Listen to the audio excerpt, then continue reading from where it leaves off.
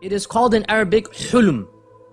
And hulm is an evil dream. In English we call it a nightmare.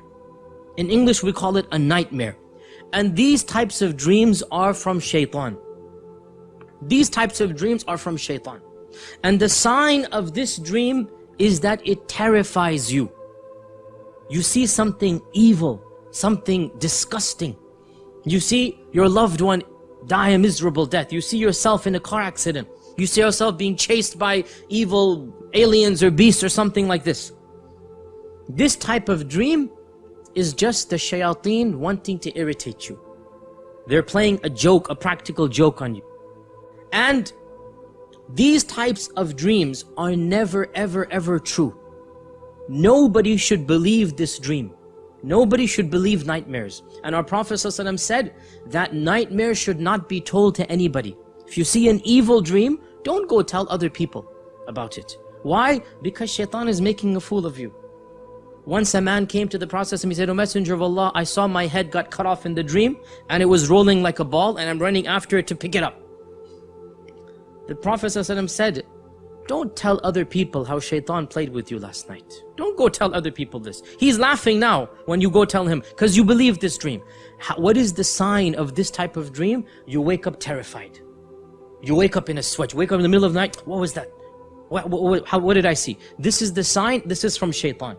Shaitan does not know the future. So if you see yourself in a car accident and the next morning you call and say, "I'm not going to go to work because I don't want to drive," shaitan's the one laughing at you. Shaitan's the one laughing at you because you believed him. The nightmares, you have to reject them because there is no truth, not an element of truth in them. Zero.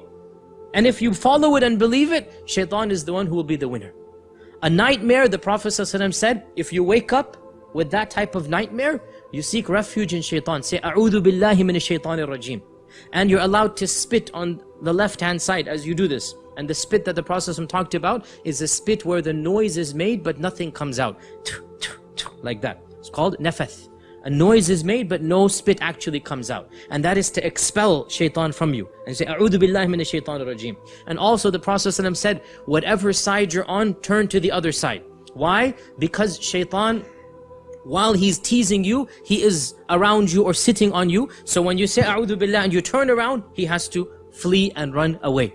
And the Prophet ﷺ said, if it's really bad, then even stand up and pray 2 rak'at to seek refuge in shaitan and to establish that relationship with Allah. Whatever you do, you don't tell anybody, not your loved ones, not your spouse, not your friends, nobody. These types of dreams, you leave them. Also, by the way, dreams of a vulgar nature, wet dreams, these are also from shaitan. Now, a man is not sinful or a woman is not sinful for having such dreams.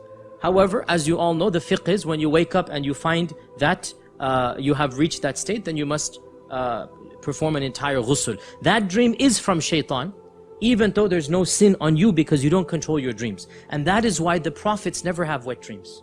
None of the prophets can have wet dreams because this is from shaitan. This extreme vulgarity that it is natural. I mean, there's no reason for us to feel guilty about this. It is natural for a person to go through this, and it is not something to feel any issue about. But we should realize that this type of dream is coming from shaitan. It's shaitan who will show us such images in our head and cause this to happen, and then we wake up in the middle of this freezing cold weather and we have to go take a shower. This is not something that is coming from us or from Allah. This is from shaitan. So this is another type of hulm, another type of evil dream. Once again, we don't tell people about it. We don't go tell anybody. But if we wake up in that state, obviously we have to do ghusl.